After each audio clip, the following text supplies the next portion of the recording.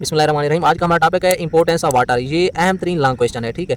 इसके हम देखते हैं कि ये मीडियम ऑफ लाइफ है, यानी ज़िंदगी गुजारने का एक मीडियम है, ठीक है। और ये मोस्ट इंपॉर्टेंट इनऑर्गेनिक कंपाउंड है। आपको पता है इनऑर्गेनिक कंपाउंड हमने जितने भी पढ़े थे, वाटर, CO2 पढ़ा था, साल्ट, एसिड, बेसिस, जितने भी पढ़े थे, उनमें जो सबसे ज़्यादा पाया जाता था वो वाटर था। वाटर मोस्ट इंपॉर्टेंट है, 70% ये बॉडी में पाया जाता है। अगर ओवरऑल बॉडी की बात करें तो वाटर कितना है, 70% है। बॉडी के अंदर सबसे ज़्यादा, सबसे कसरत से पाया जाने वाला यही है। लेकिन ये इसकी परसेंटेज फिक्स नहीं होती, इसकी परसेंटेज वेरी करती रहती है। 70 से कम भी हो सकती है, 65 तक भी हो सकती है, 70 से बढ़ भी सकती है, 89 तक भी जा सकती है। 65 से 89 के दरमियान मिड में कहीं ना कहीं इसकी परसेंटेज रहती है, ठीक है।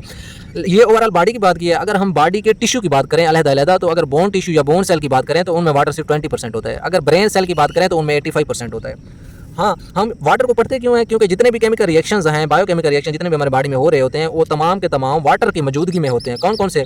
हाइड्रोलाइसिस ऑफ मैक्रोमॉलिक्यूल यानी बड़े मॉलिक्यूल का टूटना, फोटोसिंथेसिस, पौधों में जो फोटोसिंथेसिस होती है, हमारे अंदर रिस्पायरेशन जो हम सांस लेते हैं, जितने भी हमारे अंदर केमिकल बायोकेमिकल रिएक्शन हो रहे हैं वो वाटर की मौजूदगी में होते हैं, ठीक है। अब हम इसकी ना कुछ सुर्खियाँ पढ़ते हैं, ठीक है। आपने ना मेन सुर्खियाँ याद रखनी है, बाकी बीच में थोड़ा बहुत कंसेप्ट हो तो खुद भी लिख सकते हैं, ठीक है। रट्टा लगाने की जरूरत नहीं है। हम पढ़ते हैं सॉल्वेंट प्रॉपर्टी। सॉल्वेंट प्रॉपर्टी क्या मतलब है कि ये अपने अंदर कौन कौन सी चीज़ें हल कर सकता है। तो हम देखें तो वो वाटर पोलर है, यानी इसका एक पॉजिटिव पोल है और एक नेगेटिव पोल है, ठीक है। पॉजिटिव और नेगेटिव पोल की वजह से इसे पोलर कहते हैं, क्योंकि ये खुद पोलर है। तो ये पोलर सब्सटेंसेस को अपने अंदर हल कर लेता है। क्या आयनिक सब्सटेंसेस हल होते हैं? हाँ, आयनिक सब्सटेंसेस को भी डिसॉल्व कर लेता है। जैसे NaCl आयनिक है ना, तो इसका पॉजिटिव और नेगेटिव आयन है, इस आयन की वजह से आयनिक सब्सटेंसेस को भी ये डिसॉल्व कर लेता है। क्या नॉन आयनिक सब्सटेंसेस को डिसॉल्व कर लेगा? जैसे SO4 नॉन आयनिक है, लेकिन इसके ऊपर 2 नेगेटिव चार्ज होता है। SO4 क्या लिखते हैं? SO4 2 नेगेटिव, ठीक है। इस 2 नेगेटिव यानी वो नॉन आयनिक सब्सटेंसेस जिनके ऊपर चार्ज ग्रुप हो वो भी डिसॉल्व हो जाते हैं, लेकिन नॉन पोलर मॉलिक्यूल इसमें हल नहीं होते, वो इनसॉल्युबल होते हैं। नॉन पोलर कौन से हैं? फैट हो गया, प्रोटीन हो गया, या दीगर मॉलिक्यूल हमारे अंदर जितने भी पाए जाते हैं नॉन पोलर, वो हल नहीं होते। और उनका फ़ायदा फिर ये होता है कि जो नॉन पोलर होते हैं, फैट, प्रोटीन, वो हमारे सेल के मुख्तलिफ कंपार्टमेंट बनाते हैं, ठीक है। अगर वो डिसॉल्व ये भी हो जाते तो हमारा सेल डिसॉल्व हो जाता है, यानी हमारा जिस्म पानी में हल हो सकता था, ठीक है। तो सॉल्वेंट प्रॉपर्टीज़ में हम 4 चीज़ें पढ़ी हैं। पोलर पढ़ा है, आयनिक पढ़ा है, नॉन आयनिक पढ़ा है, नॉन पोलर पढ़ा है। पोलर भी हल हो जाता है, आयनिक नॉन आयनिक भी हल हो जाते हैं, सिर्फ नॉन पोलर हल नहीं होते पानी में, ठीक हो गया। अब हम पढ़ने लगे हीट कैपेसिटी। हीट कैपेसिटी का मतलब होता है कि पानी अपने अंदर कितनी हीट जज़ब करने की सलाहियत रखता है, ठीक है। फ़र्ज़ किया हमने 1 ग्राम वाटर के लिया, ठीक है। उसका पहले टेम्परेचर 15 डिग्री सेंटीग्रेड था, 15 से 16 डिग्री तक 1 डिग्री हम टेम्परेचर इंक्रीज़ करना चाहते हैं, 1 डिग्री टेम्परेचर बढ़ाना चाहते हैं 1 ग्राम वाटर का, तो वो 1 ग्राम वाटर 1 कैलोरी एनर्जी जज़ब करेगा। इतनी एनर्जी ये जज़ब क्यों करता है? क्योंकि इसके अंदर होती है हाइड्रोजन बॉन्डिंग। हाइड्रोजन बॉन्डिंग, जो हाइड्रोजन बॉन्ड होता है वो ज़्यादातर उसे ब्रेक करने के लिए बहुत ज़्यादा एनर्जी दरकार होती है, इसी वजह से ये ज़्यादा एनर्जी दरकार जज़ब करता है। तो H2O जो है ये वो कहते हैं ग्रेट एबिलिटी रखता है टू ऑब्जर्व हीट, अपने अंदर हीट जज़ब करने की ज़्यादा सलाहियत रखता है, लेकिन इसका अपना टेम्परेचर बहुत कम, मिनिमम चेंज होता है, ठीक है। अगर हीट कैपेसिटी की तारीफ की बात करें तो वो कहते हैं कि number of calories require to increase the temperature from 15 to 16 degree centigrade. 15 to 16 degree centigrade temperature को इंक्रीज़ करने के लिए जो नंबर ऑफ कैलोरीज रिक्वायर होंगी वो 1 है, ठीक है।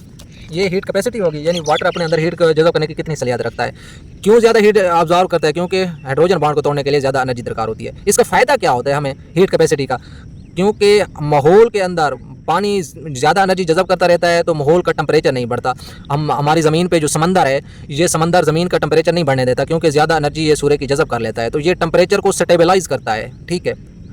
दूसरा, एनिमल के अंदर ये क्या करता है? एनिमल के अंदर जितने भी चेंजेस होती हैं, टेम्परेचर वाली चेंजेस, थर्मल होते हैं, टेम्परेचर वाली चेंजेस, जितनी भी टेम्परेचर वाली चेंजेस आती हैं, ये उनसे ये एनिमल को प्रोटेक्शन प्रोवाइड करता है, ठीक है। जैसे डाइजेशन के दौरान हमारा बहुत ज़्यादा टेम्परेचर हाई हो जाता है, लेकिन ये वाटर हमारे जिस्म में वो अपना हीट ऑब्जर्व कर लेता है डाइजेशन वाली, और उससे हमें प्रोटेक्शन देता है। तो आपने क्या करना है? एक तारीफ याद करनी है इसकी, ठीक है, ये वाली, और दूसरा करना है एनवायरनमेंट के अंदर इसका क्या फ़ायदा है और एनिमल के अंदर क्या फ़ायदा है। आगे इसकी तीसरी सुर्खी है हीट ऑफ वेपोराइजेशन, यानी ये जब लिक्विड से गैस में तब्दील होता है, इसके वेपर बनते हैं, तो उसका इसके अंदर क्या किरदार है। अगर हम देखें तो इसकी तारीफ की तो number of calories required to vaporize the 1 gram of water, ठीक है। यानी वो नंबर ऑफ कैलोरीज जो 1 ग्राम वाटर को वेपोराइज करने के लिए इस्तेमाल हों उसे हीट ऑफ वेपोराइजेशन कहते हैं। अगर 1 ग्राम वाटर को वेपोराइज करना है तो 574 कैलोरीज एनर्जी रिक्वायर होगी, ठीक है। 574 किलो कैलोरीज पर ग्राम भी कह सकते हैं, या 574 किलो कैलोरी पर किलोग्राम भी कह सकते हैं, ठीक है। अगर वाटर का 1 किलोग्राम होगा तो 574 किलो कैलोरी यानी 574,000 कैलोरी एनर्जी दरकार होगी। अगर वाटर का 1 ग्राम होगा तो 574 कैलोरी होगी, ठीक होगा।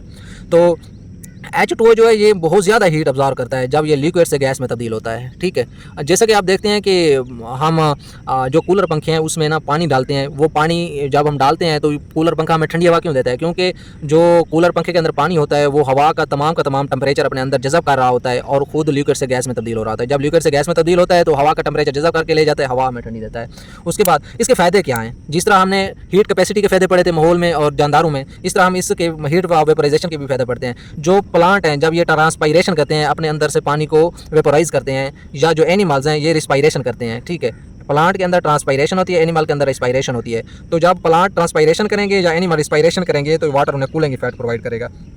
या जो हमारे जिस्म के अंदर ऑक्सीडेशन रिएक्शन हो रहे होते हैं उनसे जो हीट पैदा हो रही होती है या उनको रेगुलेट भी करता है। हमारे जिस्म से पसीना खारिज करवा देता है, यानी हमारे जिस्म से वेपर बन के निकल जाते हैं और हम ऑक्सीडेशन रिएक्शन के जरिए जितनी भी एनर्जी होती है वो ऐसा ऐसा जिस्म के अंदर रेगुलेट हो जाती है। अच्छा, इसकी तीसरी सुर्खी है आयोनाइजेशन ऑफ वाटर। जब वाटर को आयोनाइज किया जाता है तो ये पॉजिटिव और नेगेटिव आयंस में H पॉजिटिव और OH नेगेटिव में तब्दील हो जाता है। अगर प्योर वाटर की बात करें और 25 डिग्री सेंटीग्रेड टेम्परेचर हो, ठीक है, प्योर वाटर हो और 25 डिग्री सेंटीग्रेड टेम्परेचर हो, तो फिर इसका जो H पॉजिटिव और OH नेगेटिव बनेंगे वो 10 की ताकत नफी 7 मोल्स बनेंगे 1 लीटर वाटर के, ठीक है। 1 लीटर वाटर के 10 की ताकत नफी 7 मोल्स बनेंगे H पॉजिटिव और OH नेगेटिव की। और ये आयोनाइजेशन ऑफ वाटर का क्या फ़ायदा है? आपको पता है अगर H पॉजिटिव कंसंट्रेशन बढ़ गई तो एसिडिटी बढ़ गई, OH नेगेटिव बढ़ गए तो बेसिसिटी अल्कलाइन सोल्यूशन बढ़ गया। तो ये एसिडिटी और बेसिसिटी हमारे जिस्म में रिएक्शन पे इफेक्ट डालते हैं। आपको पता है ना, हमने पढ़ा था effect of rate of reaction, pH जो है वो रेट ऑफ रिएक्शन को इफेक्ट करती है, ठीक है। तो ये रिएक्शन को इफेक्ट करता है। उसके अलावा आयोनाइजेशन ऑफ H2O भी पढ़ लिया। अब हम पढ़ते हैं प्रोटेक्शन। हमारे जिस्म में प्रोटेक्शन कैसे प्रोवाइड करता है? हमारी आंखों में जो आंसू होते हैं, आंसू का बहुत ज़्यादा किरदार है, ठीक है।